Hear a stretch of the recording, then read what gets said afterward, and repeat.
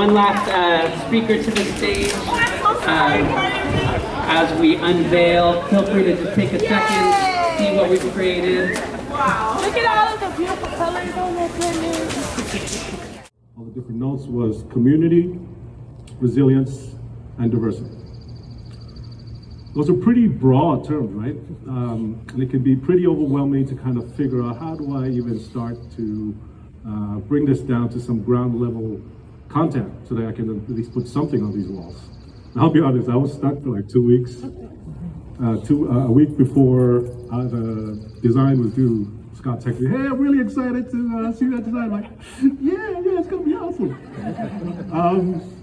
But I really went back to my own practice, and my practice really is centered around storytelling.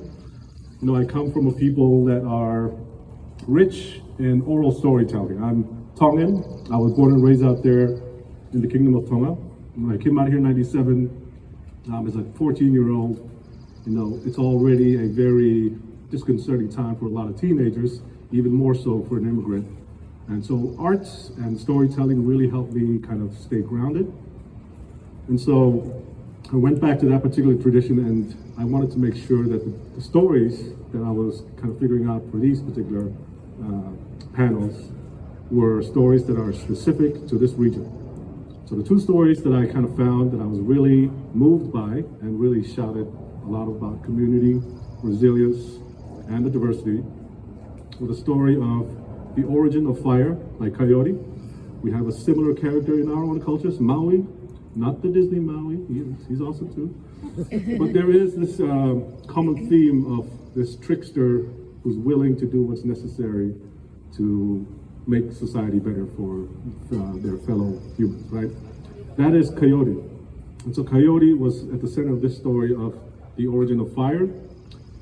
The story goes that the Skookums were the only ones who had fire. Skookums, I believe, is a Chinook jargon term. If I'm wrong, please correct me.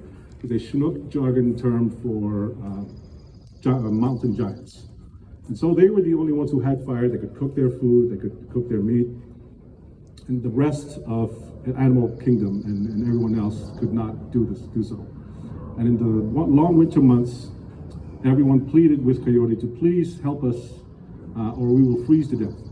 Coyote took it upon himself to go up the mountains and trick the Skookum sisters into lulling them into sleep so that he could steal a stick of that fire, run it down the mountain. He got super tired because they were all chasing him after that. And one by one, every single animal in the animal kingdom helped him run away with that stick of fire. So that's the first part that you'll notice, is that people are passing this torch on and on and on. That's exactly what happened in the story. Coyote passed the fire on to another animal, a deer. Deer passes it on when he couldn't go any further to another animal. And finally it came to Frog. Frog jumped across the river, got super tired, and just decided, I'm just gonna spit this coal into the trees. And the trees ended up swallowing the fire. Skookums could not remove the fire from the trees, and that's why you could rub the wood together to start a fire. So that's the first story. The second story is also based out of here as well, out of this region, about how the people lifted the sky. And so in this story, in the ancient days, people had to walk around kind of hunched over like that, because the sky sat right on top of them, right? And so it was hard to do any gardening, any agricultural crops or anything like that.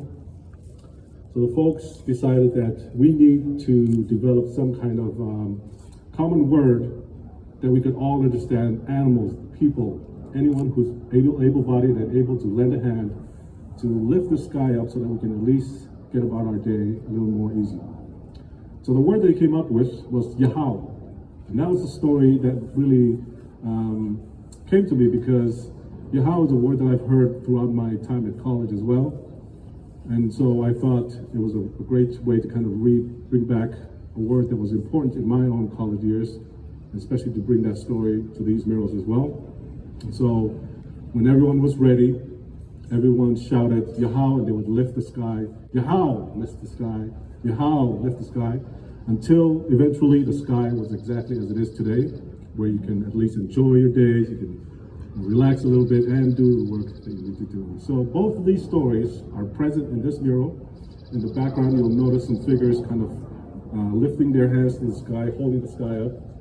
That's the story of the origin of the word Yahal. So these stories are what really stood to me, and I wanted to make sure I also represented a bit of West Seattle. And so the rolling hills in the background is supposed to represent the rolling hills of West Seattle itself. The figures in the background is based on carvings from the South Pacific. So all those people are a bit of a call out to my own heritage and ancestry. So all together, we have the different students, different animals who represent different values. And I think I did a decent job, I think, right, Scott? Too. I was happy with the design. Thank you. I was super happy with the design, and then, of course, wanted to make sure that if there was a bold statement type of colors, that when you walk through those gray concrete corridors, you'll at least, like, as Dr. Amanda said, take a deep breath. And breath is very important, especially in our cultures, to kind of reground and recenter yourself before entering and, of course, before leaving South Seattle campus. And with that, I'm very happy to have been here to celebrate with you all. Thanks so much for having me, and I'll turn the mic over back to the staff. Yeah.